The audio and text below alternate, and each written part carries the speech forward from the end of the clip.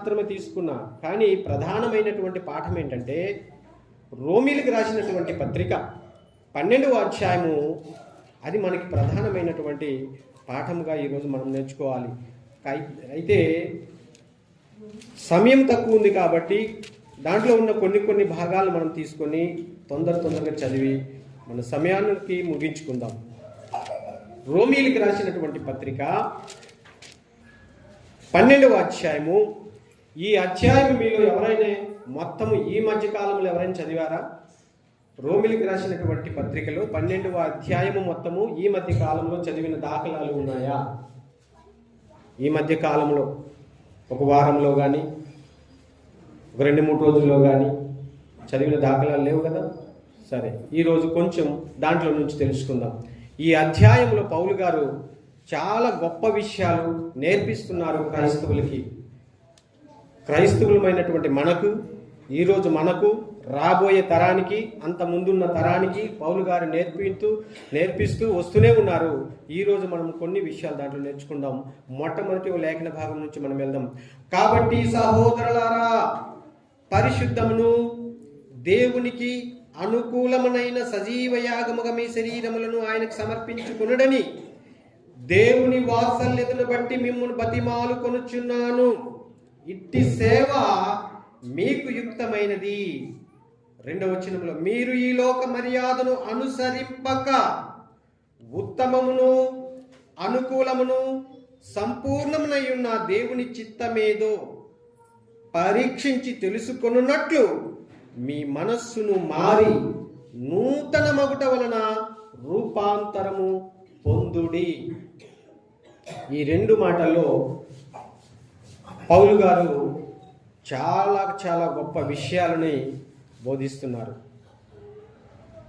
ఒక వ్యక్తి దేవునిని అనుసరిస్తే, ఒక వ్యక్తి దేవునిని కోరుకుంటే, ఒక వ్యక్తి దేవునిపై ఆధారపడితే, ఒక వ్యక్తి దేవుని ద్వారా ఏదైనా పొందాలని ఆశపడితే, ఒక వ్యక్తి దేవుని కోసమే బ్రతకాలి అనుకుంటే, లేకుంటే ఒక వ్యక్తి తన కుటుంబానికి ఏదైనా దేవుని ద్వారా ఆశీర్వాదాలు రావాలి అని అనుకుంటే, ఒక వ్యక్తి తన కుటుంబంలో యవ్వనమైనటువంటి పిల్లలు ఉంటే వాళ్ళకి వివాహం జరగాలి అని ఆయన కోరుకుంటే, ఉద్యోగాలు రావాలి అని ఆయన అనుకుంటే, ఆ వ్యక్తి మొట్టమొదటిగా చేయవలసినటువంటి పరిస్థితి ఏమిటి అంటే, ఆయన చేయవలసినటువంటి స్థితి ఏంటంటే తనకు తానుగా సమర్పించుకోవాలి, సజీవ యాగముగా సమర్పించుకోవాలి. సహోదరులారా అని సంబోధిస్తున్నాడు పౌలు గారు. ఏమంటారు? సహోదరులారా అంటే మనల్ని సంబోధిస్తూ చెబుతున్నాడు.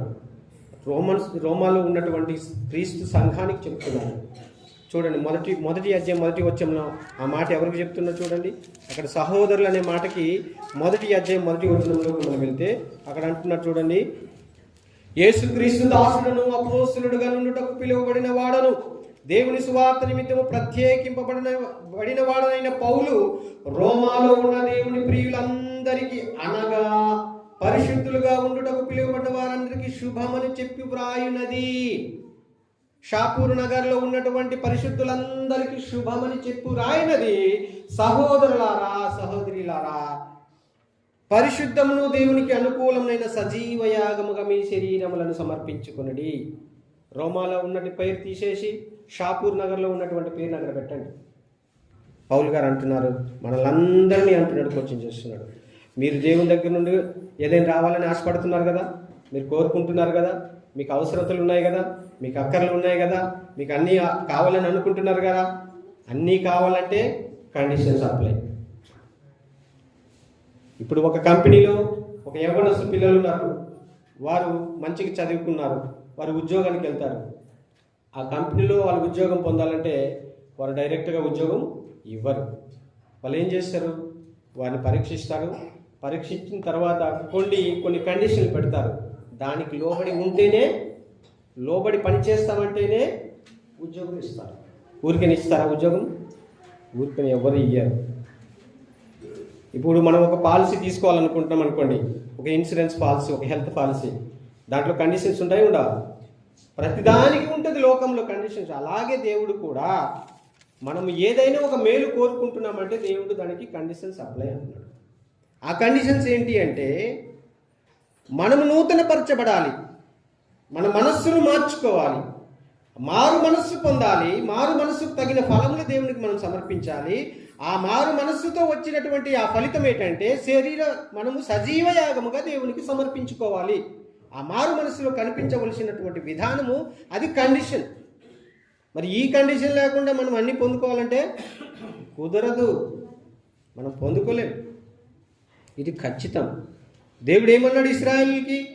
మీకు ఏది కావాలంటే ఇది ఇస్తాను, మీ దేశాన్ని స్వస్థపరుస్తానన్నాడు, మీ పొలము పంటలను ఆశీర్వదిస్తానన్నాడు, మీ పొలము పంటలు ఏదైనా కీటకాలు పడితే వాటిని నేను తోలివేస్తా అన్నాడు, మీ కష్టార్జితాన్ని నేను ఆశీర్వదిస్తా అన్నాడు, మీ పిల్లల్ని నేను ఆశీర్వదిస్తానన్నాడు. కానీ అని పెట్టాడు. ఏమిటి కానీ? ధర్మశాస్త్రములో చెప్పినటువంటి విధులన్నీ కూడా మీరు నిర్వర్తించాలి. ఊరికే మీకు అన్నీ ఏవి రావు, కష్టపడి చదవాలి.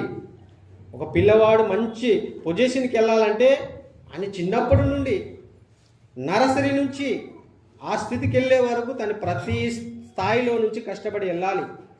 స్కూల్కి వెళ్ళాలి రావాలి, మళ్ళీ ట్యూషన్కి వెళ్ళాలి రావాలి, మళ్ళీ వేరేగా ఆయన ట్రైనింగ్ తీసుకోవాలి. ఎన్నో రకాలుగా తల్లిదండ్రులు పిల్లలకి సిద్ధం చేసి అరే నాయన నువ్వు ఇది సాధించాలంటే నువ్వు ఇలాగ చేయాలి, పొద్దున్న లేవాలి, 4 గంటలు లేవాలి, నువ్వు రాత్రి చదవాలి, పడుకునే ముందు చదువుకోవాలి, అది చేయాలి ఇది చేయాలి, ఏమేమో ట్రైనింగ్ చెప్తాం కదా, నేర్పిస్తూనే ఉంటాం. పిల్లలు వారు 1 గంట సేపు పిల్లలు బయట ఆడుకుంటారంటే నీకు హోంవర్క్ లేదా, టీచర్ నీకు ఇవ్వలేదా, నువ్వు ఏం చేస్తున్నావు, బయట ఆడుకున్న చాలదా అంటాం.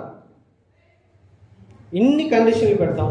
ఇన్ని కండిషన్లు వాడు తట్టుకొని చదివి శ్రమపడి పాస్ అయి ఒక స్థాయికి వెళ్ళిన తర్వాత ఈ చిన్నప్పటి నుండి పడినటువంటి కష్టం టోటల్గా కంప్లీట్గా మర్చిపోయి అప్పుడు ఆనందిస్తాడు.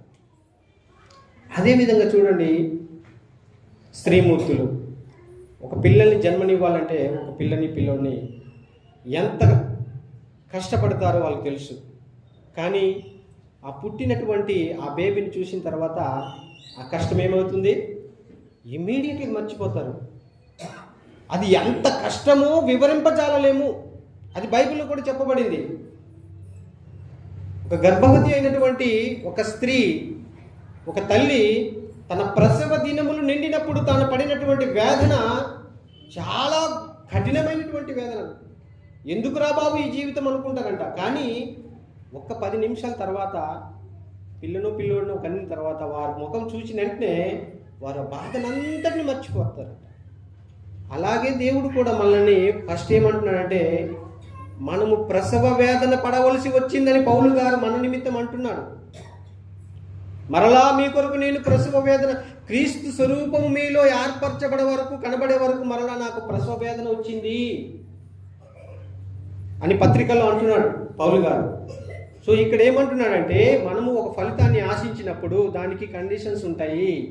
ఆ కండిషన్స్ మనము తప్పకుండా మొదటిగా మనం నిర్వర్తిస్తే అప్పుడు మనకి ఆ ఫలితం వస్తుంది అంటున్నాడు. సో ఇప్పుడు మనం చదువుకున్న లేఖన భాగము రోమాలో ఉన్నటువంటి సంఘస్థులు కనుక్కున్నాం కదా. ఇప్పుడు దాంట్లో మనము ఉన్నాం. సో ఇప్పుడు ఏమంటున్నాడంటే, 2వ వచనంలో ఏమంటున్నాడంటే, 1వ వచనంలో మనం దేవునికి సజీవ యాగముగా మన శరీరాలు అర్పించుకున్నప్పుడు మన భక్తి ఏంటో నిరూపణ జరుగుతుంది. 2వ వచనంలో ఏమంటున్నాడంటే, ఆ భక్తికి కావలసినది ఏమిటి?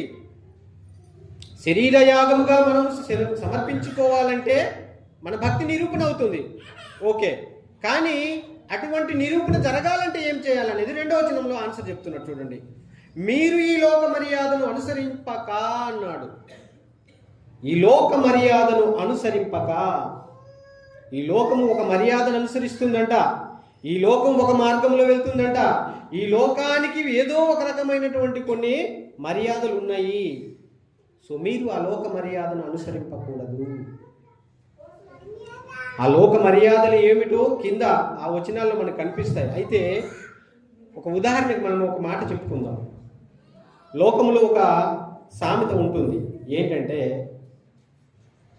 1000 పెళ్లిళ్ళు చేసైనా అబద్ధాలు చెప్పైనా ఒక వివాహం చేయాలి. అంటే అబద్ధాలు చెప్తేనే వివాహం అవుతుందా? ఆ సామెత ఎందుకు పుట్టిందో ఇప్పటికీ అర్థం కాదు. ఎవరు పుట్టించారో తెలియదు, కానీ విచిత్రంగా ఉంటుంది. అది అబద్ధాలు చెప్పి పెళ్లిళ్ళు చేయాలంటే ఇది ఇది అందుకే లోక మర్యాద. తర్వాత వెలిచూపును బట్టి మీరు తీర్పు తీర్చకండి అని కూడా బైబిల్ మనకు బోధిస్తుంది. మనం ఎప్పుడు కూడా మనల్ని మనం ఏమనుకుంటామంటే గొప్ప స్థాయిలో మనం ఉన్నాము, మనం నీతిగా ఉన్నాము, మనం గొప్పవారము, మంచివారము, మర్యాదస్తులము అని అనుకుంటాం. అవతల వరకు తక్కువగా చూసి మనం కొన్నిసార్లు తొందరపాటులో కొన్ని నిర్ణయాలు, కొన్ని మాటలు జారేస్తుంటాం.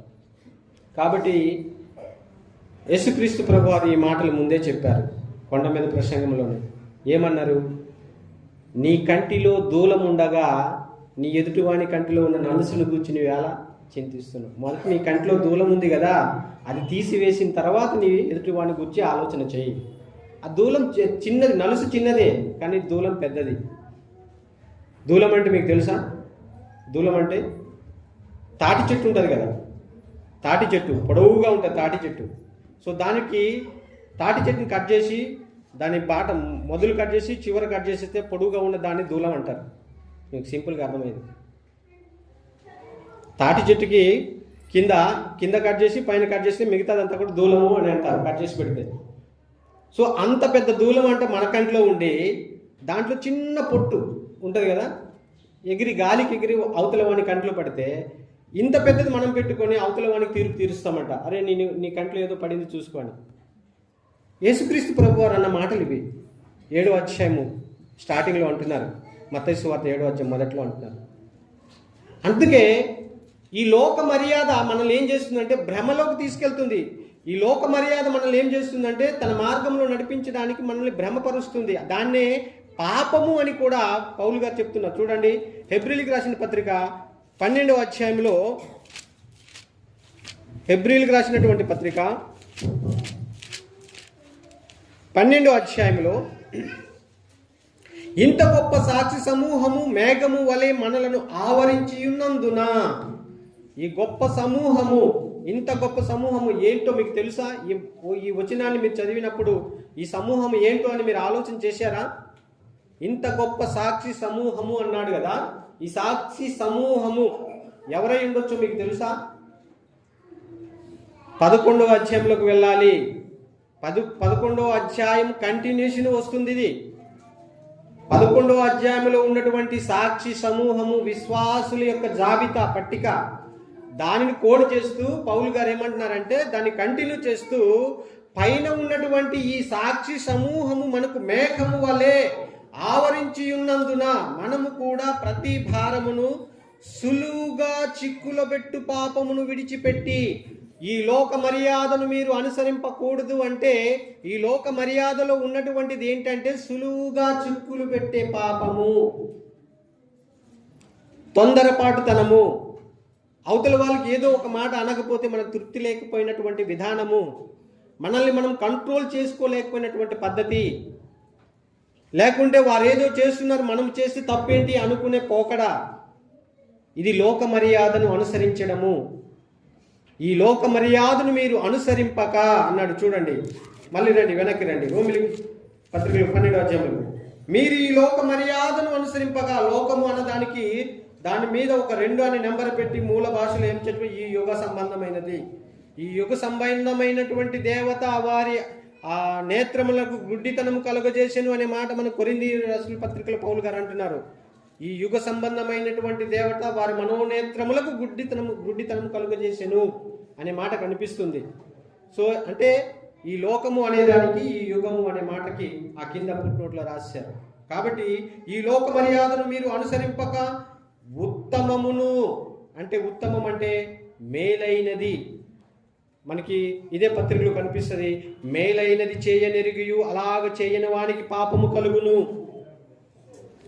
మేలైనది చేయనెరిగియు, మంచిది చేయాలని అనుకుని కూడా సరే చెయ్యకపోతే ఏమవుతుందో ఒక్కసారి కనుక్కుంటే అది కూడా పాపమేనంట. మంచిది తినాలి, ఆరోగ్యానికి మంచిదని మనకు తెలుసు. కానీ కొన్నిసార్లు మనం ఏం చేస్తామంటే ఆ మంచిది తినడానికి ఇష్టపడకుండా ఈ పిల్లలందరూ ఏం చేస్తారు, బయటకు పోయి పానీపూరి తింటారు. మీరు తింటారు కదా, పానీపూరి తింటారు, తర్వాత దహి వడ, లేకుంటే ఇంకా చాటు, ఇంకా ఏమేమో రోడ్డు మీద తింటారు. అది ఏమవుతుంది, కడుపులో గడబడి చేస్తుంది, వామిటింగ్స్ వస్తాయి. అప్పుడు మీ అమ్మ నాన్న ఏమంటారంటే దవాఖానకి వెళ్దాం పద క్లినిక్కి. వాళ్ళకి శ్రమ, వాళ్ళకి ఖర్చు. సో ఇది ఏంటంటే మంచిది చేయాలని అనుకుని కూడా చెడ్డది చేస్తాం. దేవుడు అదే అంటున్నాడు. మన పిల్లలకి మనం మంచి భోజనం పెట్టాలనుకుంటాం, కానీ వాళ్ళు ఏమంటారంటే వాడు బయటికి వెళ్ళేది తినొస్తాం, సరే తినిపో అంటాం, కానీ తర్వాత బాధ వస్తుంది. ఇక్కడ కూడా అదే అంటున్నాడు, మేలైనది చేయనరిగి అలాగ చేయకపోతే పాపం అంటున్నాడు. కాబట్టి ఇక్కడ ఏమైంది, ఈ లోక మర్యాద అనుసరింపక ఉత్తమమును అంటే మంచిది, తర్వాత అనుకూలమును సంపూర్ణమునై ఉన్న దేవుని చిత్తమేదో, దేవునికి పరిపూర్ణమైనటువంటి భక్తి లేకుంటే ఆయనకి ఇష్టము, ఆయన ఆనందించే విషయం ఏదైతే మనలో ఉందో దానిని ఆయన దగ్గర మనం ప్రదర్శించాలి. అది ప్రదర్శించకపోతే మనము మన యొక్క ఆత్మీయ జీవితం నుండి మనము తొలగిపోయే అవకాశం ఉంటుంది. ప్రదర్శించడం అంటే విశ్వాసము క్రియలు లేని విశ్వాసం మృతము అన్నాడు. అది క్రియలతో కూడుకున్నది. మీకు ఒక చిన్న ఎగ్జాంపుల్ చెప్తాను. సరే సమయం, చిన్న ఎగ్జాంపుల్ చెప్తాను విశ్వాసం గురించి. మనకి 11వ అధ్యాయంలో విశ్వాసం గురించి ఉంది కదా. ఎక్కడ 11వ అధ్యాయము? హెబ్రీయులకు రాసిన పత్రిక 11వ అధ్యాయం 1వ వచనం. విశ్వాసం అన్నది నిరీక్షింపబడి వాటి యొక్క నిజ స్వరూపము అన్నాడు కదా. అది మన కంటికి కనబడదు, చెవికి వినబడదు, కానీ మనం దానికోసం నిరీక్షిస్తున్నాం అన్నాడు కదా. సో మీకు ఒక ఎగ్జాంపుల్ చెప్తాను. విశ్వాసం అంటే దానికి మనము వాక్య రూపంలో చదువుతాం, కానీ క్రియారూపకంలో దాన్ని ఎలా కనపరచాలనేది కొన్నిసార్లు మనకు ఐడియా రాదు. ఇప్పుడు మన రోడ్డు మీద ఇవి మ్యాజిక్ చేసే వాళ్ళు ఉంటారు చూడండి. ఈ చివర 2 కర్రలు, ఆ చివర 2 కర్రలు కట్టి ఒక 10 ఫీట్ హైట్లో ఒక షో చేస్తున్నాడు. తాడు మీద నడుస్తున్నారంట. తాడు మీద నడుస్తుంటే ఒక లేడీ పైకెక్కి దానికి బ్యాలెన్స్ కర్ర ఒక పట్టుకొని ఈ చివరి నుంచి ఆ చివరికి, ఆ చివరి నుంచి ఈ చివరికి 2 సార్లు నడిచింది. అక్కడ పబ్లిక్ అంతా ఏం చేశారంటే గుమ్ముగూడారు, చప్పట్లు కొట్టారు. ఎందుకు? ఒక చిన్న తాడు మీద ఒక 10 ఫీట్ హైట్లో ఆమె చేస్తుంది. అందరు చప్పట్లు కొట్టారు కదా. అప్పుడు ఆమె ఏమన్నదంటే, మీలో ఎవరైనా నాతో పాటు ఎక్కితే వారిని నా భుజాన్ని పెట్టుకొని నేను మరొకసారి నడుస్తాను. అప్పుడు ఎవరైనా వెళ్తారా? ఎందుకు వెళ్ళరు? అంతకుముందే ఆమె నడిచింది కదా, అంతకుముందు ఆమె నడిచి చూపించింది కదా. రెండోసారి నడుస్తాం, మీరు రండి నేను ఎత్తుకొని మీకు కూడా అట్లా నడిపిస్తాను, నా పైన మీరుంటే నేను మిమ్మల్ని పట్టుకొని నడుస్తాను అంటే వెళ్తారా? వెళ్ళరు. కానీ పక్కన ఒక అబ్బాయి ఉంటే ఇమీడియట్గా బాబు నువ్వు వస్తావా అని పిలిచిందంట. పిలువగానే అబ్బాయి ఓకే వస్తా అని చెప్పి ఇమీడియట్గా ఎక్కి ఆమె భుజాలపై కూర్చున్నాడు. ఆమె ఎప్పటిలాగా మరలా అవతలికి తీసుకెళ్ళి మరలా ఇవతలికి రిటర్న్ వచ్చేసింది. చివర చూస్తే ఆ అబ్బాయి ఎవరు తెలుసా? ఆ తల్లి కొడుకు. ఆయనకి ఎందుకు ఆ విశ్వాసం వచ్చింది చెప్పండి? ఎందుకు వచ్చింది? తల్లి కాబట్టి, పడేది కాబట్టి. మనమేమనుకున్నాం? మనం ఎక్కితే పడేస్తుంది ఆమె, కింద పడతాం, దెబ్బలు తాకుతున్నాను. కానీ ఆ పిల్లోడికి ఏమొచ్చింది? ధైర్యం వచ్చింది. సో ఆమె నా తల్లి కాబట్టి నన్ను పడేయదు. సో విశ్వాసం అంటే ఇలాంటిది. దేవుడు మనకు నడిపించేవాడు ఉన్నాడు, మనం పడము, కానీ మనం ఏం చేస్తాము? భయపడతాం, పడిపోతామని. మోషే అందుకే దేవుని మీద ఆధారపడ్డాడు. అందుకే ఆయనకి ఏమని రాయబడింది? దేవుని ఇల్లంతటిలోనూ కూడా నమ్మకమైన వాడు అని రాయబడింది. ఎందుకు? ఇంత పెద్ద సైన్యాన్ని సముద్రం దాటించాలి. దేవుడు ఒకటే అన్నాడు, నీ చేతిలో కర్ర ఉంది కదా, చూపించు, పని అయిపోతుంది అనగానే ఆయనకి విశ్వాసం కలిగింది. ఆ విశ్వాసం నడిపించింది ఆ సముద్రం మధ్యలో. అందుకే మోషే ఏమంటాడంటే, ఐగుప్తు ధనము కంటే క్రీస్తు విషయమైనటువంటి నింద గొప్ప భాగ్యం అన్నాడు. అర్థమవుతుందా మీకు? ఐగుప్తు ధనం ఎలాంటిది? చాలా గొప్పది. ఈయన ఎవరు? రాజు కుమార్తె యొక్క కుమారుడు. అన్ని రకాలైనటువంటి విద్యాభ్యాసాలు వచ్చాయి. చాలా చురుకైన వాడు. ఒక 40 సంవత్సరాలు తిరుగులేనటువంటి గొప్ప ధనాన్ని అనుభవిస్తూ పెరిగాడనమాట. అష్టైశ్వర్యాలు ఆయన కలిగాయి. అనేక మంది రాజకుమారులతో ఆయన ప్రయాణం చేశాడు, భోజనం చేశాడు, తిరిగాడు, వాళ్ళతో అన్ని రకాలైనటువంటి అనుభవాలు ఉన్నాయి. చివరికి వచ్చేవరకు అంటున్నాడు కదా, క్రీస్తును గూర్చినటువంటి నింద దానికంటే గొప్పది అన్నాడు. అది విశ్వాసము. ఒక తల్లి మీద కొడుకుకున్నటువంటి విశ్వాసం చూడండి. నా తల్లే కాబట్టి నేను పడను కిందకి, ఆమె నన్ను పడేయదు. కానీ పక్కన ఉన్న ప్రేక్షకులకి భయము. సో అది విశ్వాసము. అందుకే విశ్వాసం అన్నది నిరీక్షింపబడు వాటి యొక్క నిజ స్వరూపము అన్నాడు. సో ఆ నిజ స్వరూపాన్ని మనలో ఉంటే ఇక్కడ ఏం జరుగుతుందంట, మీరు ఈ లోక మర్యాదను అనుసరింపక ఉత్తమమును అనుకూలమును సంపూర్ణమును యుంద దేవుని చిత్తమేదో పరీక్షించి తెలుసుకున్నట్లు మీ మనస్సును మారి నూతన మగుట వలన రూపాంతరము పొందుడి.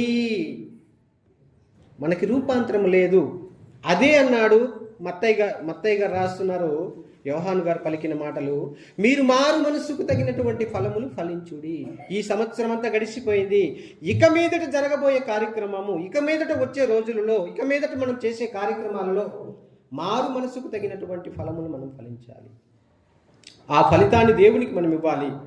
ఒక విద్యార్థి పాస్ అయి తన తల్లిదండ్రులకి ఎటువంటి ఆనందాన్ని ఇస్తాడో, తన స్కూల్కి ఎటువంటి గొప్పతనాన్ని తీసుకొస్తాడో, మంచి పేరు తీసుకొస్తాడో, దేవుని ఇల్లంతటిలో, దేవుని ఇంటిలో బ్రతుకుతున్న మనము, దేవుని జీవ మందిరంలో, దేవుని యొక్క జీవ మందిరంలో, సంఘంలో బ్రతుకుతున్న మనము మన జీవానికి కారకుడైనటువంటి దేవునికి మనము అటువంటి ఫలితాన్ని ఇవ్వాలి. ఇంకా చూస్తే అనేకమైనటువంటి అంశాలు దీంట్లో ఉన్నాయి. అయితే క్రైస్తవులుగా సంఘములో మనం చేయవలసినటువంటి బాధ్యతలు కూడా మన మీద ఉన్నాయి. మనం మారు మనసు పొందాము, దేవునిని ఒప్పుకున్నాం, బాప్తిస్మం తీసుకున్నాం, సంఘంలో సభ్యులుగా చేర్చబడ్డాం, మనం నడుస్తూ ఉన్నాం.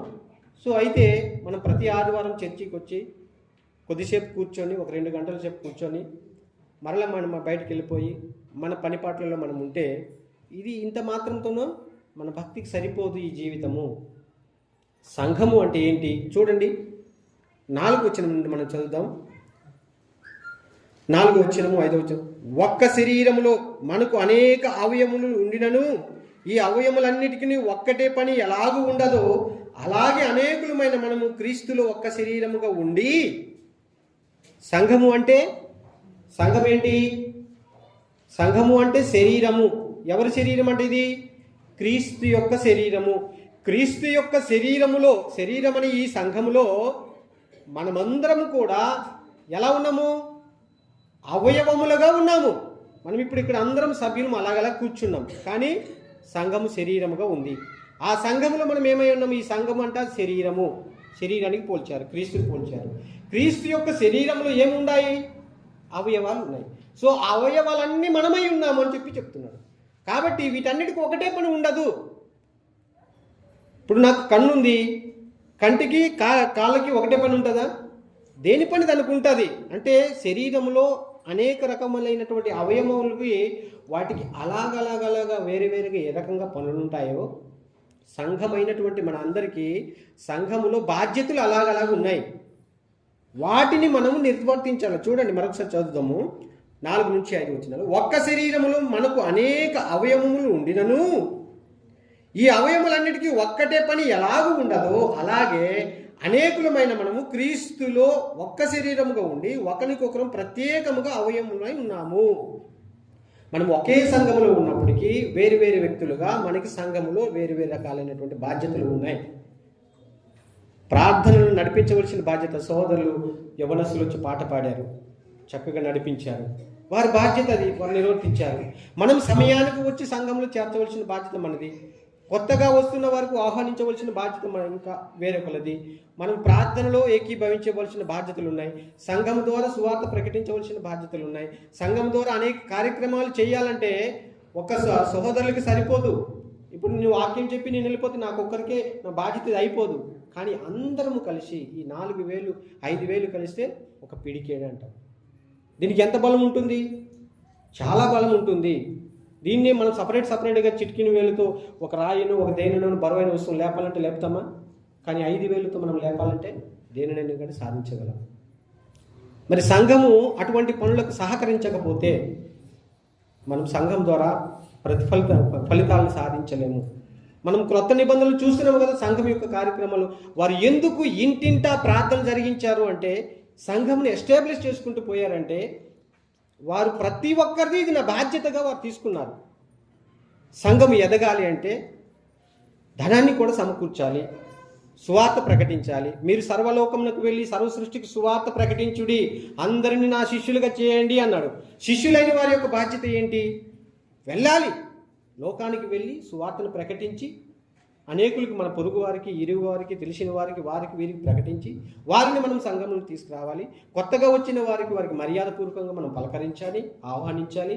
సంఘంలో జరుగుతున్నటువంటి ప్రతి కార్యక్రమానికి మనం హాజరు కావాలి. సత్ఫలితాలని దేవుడికి మనం ఏం చేస్తామంటే మన భక్తిని నిరూపించుకుంటాం. ఇది క్రియలు లేని విశ్వాసము మృతము అన్నాడు. సో ఇన్ని రోజులు మనం ఎలాగైతే నడుచుకున్నామో దీన్ని పక్కన పెట్టేసి ఇక మీదట ఒక సంఘముగా మనది అందరిది బాధ్యత. మనమందరం ఒకటై ఉన్నాము. మనకు శరీరమైనటువంటి క్రీస్తు ఒక్కడే, ఆయనలో మనం అవయవాలు. సో మన అందరికీ ఒక్కొక్క బాధ్యత ఉంది, పని ఉంది అని తెలుసుకొని మన మర్యాద నడుచుకోవాలి. ఎలాగ మర్యాద నడుచుకోవాలి? ఇంకా మనం అక్కడికి వెళ్తే ఒకరికొకరు ప్రత్యేకంగా అవయమై ఉన్నాము. మనకు అనుగ్రహింపబడిన కృప చెప్పున వేరు కృపావలం కలిగిన వారమే ఉన్నాము కనుక ప్రవచనం అయితే విశ్వాస పరిమాణం చెప్పిన ప్రవచనము, పరిచర్య అయితే పరిచర్యలోను, బోధించువాడైతే బోధించుటలోను, హెచ్చరించువాడైతే హెచ్చరించుటలోను పలికనిగి యుందము. పంచిపెట్టువాడు శుద్ధ మనస్సుతోను, పై విచారణ చేయు వాడు జాగ్రత్తతోను, కరుణించువాడు సంతోషంతోను పని జరిగించవలను. చూశారు, ప్రతి ఒక్కరికి ఒక్కొక్క బాధ్యత ఉంది. ఇంకా చూస్తే మీ ప్రేమ నిష్కప్టమైనదై ఉండవలను, చెడ్డదాన్ని నసహించుకొని మంచి దానిని హత్తుకొని ఉండుడి. వీటన్నిటిని చేసేటప్పుడు ప్రేమతో చేయాలి అంటున్నాడు. మీ ప్రేమ నిష్కప్టమైనదై ఉండవలను, చెడ్డదానిని నసహించుకొని మంచి దానిని హత్తుకొని ఉండుడి. 10వ వచనం, సహోదర ప్రేమ విషయంలో ఒకని యందు ఒకడు అనురాగం గలవారై ఘనత విషయంలో ఒకరినొకడు గొప్పగా ఎంచుకొనుడి. మనము ఇప్పుడు నేను బోధించి నేను బోధకుడిగా నిలబడ్డాను కాబట్టి చివరెవరో కూర్చున్నారని వారికి నేను తక్కువగా చూడకూడదు. నా పరిస్థితి ఏంటంటే ఆయనతో సమానంగానే నేను ఆయన కంటే తక్కువగాడిగా ఉంచాలి. అందుకే యేసుక్రీస్తు ప్రభువు వారు మాదిరి చెప్పారు ఏంటంటే, ఆయన గురువుగా ఉండి దేవుని కుమారుడై ఉండి ఏ జ్ఞానం లేనటువంటి వారిని ఆయన ఏం చేశారు? తన శిష్యులుగా ఎంచుకొని వారి యొక్క పాదాలను కడిగాడు. మీలో ఎవడైనా అధ్యక్షత పదవి ఆశించిన ఎడలా వాడు దొడ్డ పనిని ఆశించుచున్నాడని అపేక్షించున్నాడని మీరు ఎరుగరా? అటువంటి స్థితిలో ఉండాలి. అంటే మనమందరము సహోదరులము ప్రభునందు. మన అందరి బాధ్యత ఎవరికి వారుగా మనము చేయవలసిన వారమై ఉన్నాము. ఆసక్తి విషయంలో మాంద్యులు కాక ఆత్మయందు తీవ్రత గలవారై ప్రభువుని ప్రేమించుడి, నిరీక్షణ గలవారై సంతోషించుచు, శ్రమయందు ఓర్పు గలవారై ప్రార్థన యందు పట్టుదల కలిగి ఉండుడి. ఈ సంవత్సరానికి కానీ ఇది ఒక గొప్ప ఆధిక్యత, ధన్యత. ఏంటి? ఇక నుండి మనం చేయవలసిన కార్యక్రమాలలో ప్రార్థన యందు పట్టు కలిగి ఉండాలి. చూడండి 12వ వచనం అంటున్నాడు, నిరీక్షణ గలవారై సంతోషించుచు, శ్రమయందు ఓర్పు గలవారై ప్రార్థన యందు పట్టుదల కలిగి ఉండుడి, పరిశుద్ధుల అవసరములలో పాలు పొందుచు. నేను ఈ 12వ అధ్యాయం ఈరోజు మీకు చెప్పడానికి కారణం ఏంటంటే, మనం క్రైస్తవులుగా మున్ముందు మనం చేయవలసినటువంటి బాధ్యతలు, పరిశుద్ధుల అవసరతలో ఆనాటి సంఘం చేసిందా లేదా? అపోస్తుల పాదముల యొద్ద వారు చర స్థిరాస్తులను అమ్మి తీసుకొచ్చి పంచిపెట్టారు. వారిలో ఎవరికి కూడా కొదువ లేకుండా వారు ఉన్నారు. మరి వారే కదా మనకు మాదిరి, వారే కదా మనము వారి మార్గంలోనే వెళ్తున్నాం కదా. అపోస్తుల బోధ యందును, సహవాసమందును, ప్రార్థన యందును, రొట్టె విరుచుట యందును ఎడతెగక యుండుడి అనే మాటలు కదా మనం తీసుకున్నాము. అపోస్తుల బోధలో కంటిన్యూ అవుతున్నాము కదా. మరి వారు ఏం చేశారు? సంఘానికి అక్కర వచ్చినప్పుడు, సంఘంలో మీటింగ్ జరిగినప్పుడు, సంఘంలో కొంతమంది బీదవారు ఉన్నప్పుడు, సంఘంలో ఎవరికైనా ఇబ్బందికర పరిస్థితి వచ్చినప్పుడు సంఘమంతా కలిసి ఆదరించాలి కదా. మరి వారు ఏం చేశారు? ఆ రోజు అందరూ ఉన్నవాళ్ళు కాదు కదా. వారు ఏం చేశారంటే, ఉన్నవాళ్ళు ఏం చేశారంటే వారు చర స్థిరాస్తులని అమ్మి అపోస్తులలో పాదం లేదు పెట్టిరంట. అపోస్తులు దాన్ని బ్యాంక్ బ్యాలెన్స్గా చేసుకోలేదు, కానీ అక్కర కలిగిన వారందరికీ పంచి పెడితే వారు ఎవరు కూడా పేదవారు లేరు. చేశారా? సంఘం చేసిన పని. సువార్త పనిలో వెళ్ళాలి. మీరు లోకంలోకి వెళ్ళి సర్వ సృష్టికి సువార్త ప్రక్రియ, సువార్త భారం ఉంది. సంఘంలో ఉన్న వారికి అందరికీ సహాయం చేయవలసిన బాధ్యత ఉంది. సంఘం ద్వారా జరిగే కార్యక్రమాలు మనం చేయవలసిన పని ఉంది. ప్రత్యేకించి ఏంటంటే అందరికీ ఎలా చేయాలంటే ప్రేమతోనే చేయాలి. ప్రేమ లేనివాడు మ్రోగెడి కంచు అన్నాడు. కంచు ఎలా ఉంటుంది? మ్రోగుతూ ఉంటుంది, కానీ దానిలో ప్రేమ రాదు, దాంతో పోల్చాడు. ఇంకా చూడండి ఇంకేమంటారు 12వ వచనం, నిరీక్షణ గలవారే సంతోషించి శ్రమ యందు ఓర్పు గలవారే ప్రార్థన యందు పట్టుదల కలిగి ఉంటుంది, పరిశుద్ధుల అవసరములలో పాలు పొందుచు శ్రద్ధగా ఆతిథ్యం ఇచ్చుచుండుడి. ఆతిథ్యము ఇచ్చుచుండుడి, శ్రద్ధగా ఆతిథ్యం ఇవ్వాలి. ఇంకా మిమ్మల్ని హింసించు వారిని దీవించుడి కానీ శపింపవద్దు. సంతోషించు వారితో సంతోషించుడి. సంతోషించువారు అంటే మనము ఏదైనా ఒక కూడిక సంతోషంతో పెట్టుకున్నారనుకో, మనం చెప్తాము, సంఘములు గణం చేస్తాం. అమ్మ ఈరోజు ప్రార్థన కూడిక ఉంది మా ఇంట్లో, మేము కృతజ్ఞత కూడిక పెట్టుకున్నాం, సంఘం అంతా రండి, మీరు మాతో పాటు సంతోషిస్తే మాకు కూడా ఆనందంగా ఉంటుందంటే ఒకరిద్దరు వస్తారు, మిగతా సంఘం రానే రాదు. ఎందుకు? వారి బోల్డ్ అని పనులు ఉంటాయి, మరి ఆ పనులు చూసుకోవద్దు. కానీ ఇక్కడేమంటున్నారు, ఎవరైనా సంతోషంగా మీకు ఆహ్వానిస్తే ప్రార్థన వాళ్ళ ఇంట్లో ఉంది రమ్మంటే దేవుని పని కాదా అది? మనం వెళ్ళాలి, వారితో పాటు సంతోషించాలి, దేవుని మహిమపరచాలి. అది వారికి, మనకి, సంఘానికి కూడా ఆశీర్వాదము. అందుకే కదా ప్రేమతో చేయండి అంటున్నాడు. ఇంకా చూస్తే ముగించేస్తున్నాను, మీరు ఇబ్బంది పడకండి. తర్వాత 16వ వచనం, ఏడ్చువారితో ఏడుగుడి, ఒకరితో ఒకడు మనస్సు కలిసి ఉండుడి. ఏడ్చువారితో ఏడుగుడి అనే మాట ఏదైతే ఉందో చూడండి, చాలామంది పోకడ ఎట్లా ఉంటుందంటే, ఈ మాట కూడా చెప్తాను, పొరపాటున ఎవరింట్లోనే కానీ మరి ఎవరో చనిపోయారు అనుకోండి, చనిపోతే సంఘం ఏం చేయాలంటే సంఘమంతా వెళ్ళి వాళ్ళని ఓదార్చాలి. ఇది సంఘానికి ఉన్నటువంటి చాలా ఉత్తమమైనటువంటి అలవాటు పెట్టుకోవాలి. వాళ్ళు ఓదార్చాలి. ఏడ్చువాడితో ఏడుగుడి అన్నాడు. వారి దగ్గరికి వెళ్ళి మనం బాధపడి వాళ్ళని ఓదార్చాలి. వారు దేవుని యందు భయభక్తులు కలిగినటువంటి ప్రియులు కాబట్టి మనం ఆ చోటుకి వెళ్ళాలి, కానీ వారు మన దగ్గరికి రాదు. సో మీరు ధైర్యంగా ఉండండి, మీకోసం మేము ప్రార్థన చేస్తాం, మీ వెనక సంఘం ఉంది అని వాళ్ళకి ధైర్యాన్ని కలగచేయాలి. ఏడ్చువాడితో ఏడుగుడి అన్నాడు. తర్వాత ఏమన్నాడు, హెచ్చు వాటి యందు మనసుంచగా తగ్గు వాటి యందు ఆసక్తులయుండుడి. మీకు మీరే బుద్ధిమంతులమని అనుకునవద్దు. ఇది కూడా చెప్తున్నాడు. మనం ఎక్కడో బుద్ధిమంతులమని, జ్ఞానం మనకే తెలుసని, వాక్యం మనకే తెలుసని, లేకపోతే ఇంకోటి ప్రార్థన చేసే మంచిగాని ప్రార్థన చేయగలగనని మనలో మనమే అనుకుంటే కుదరదు అంటున్నాడు. మీరు బుద్ధిమంతులని అనుకోవద్దు.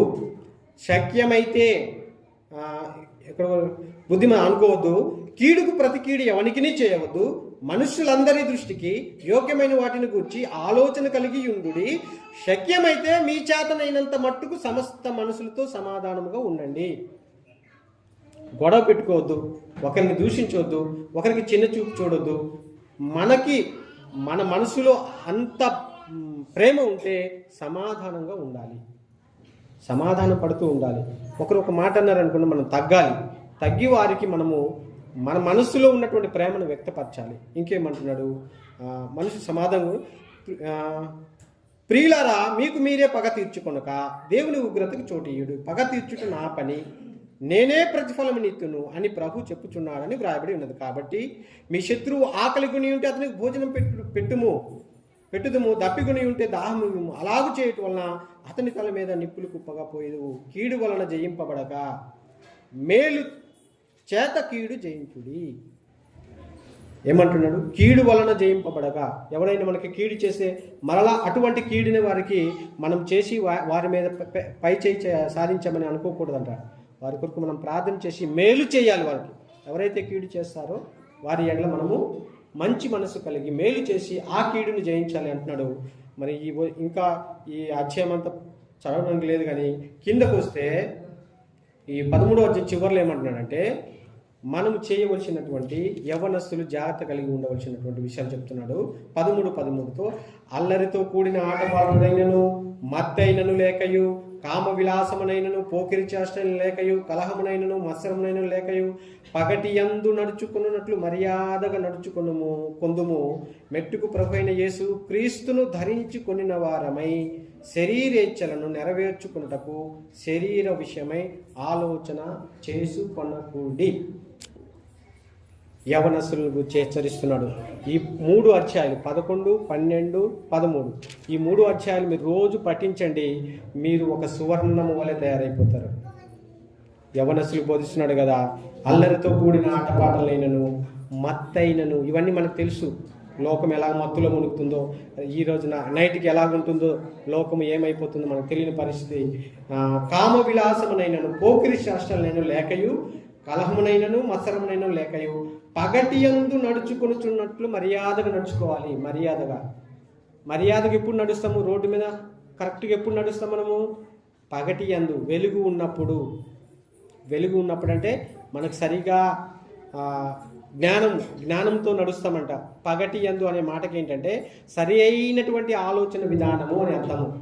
అంటే మంచిని ఎరిగి తొట్టిపాటు పడము. ఏదో అక్కడ ఒక మాన్యువల్ ఉందనుకోండి, మనం పోయి దాంట్లో పడతామా?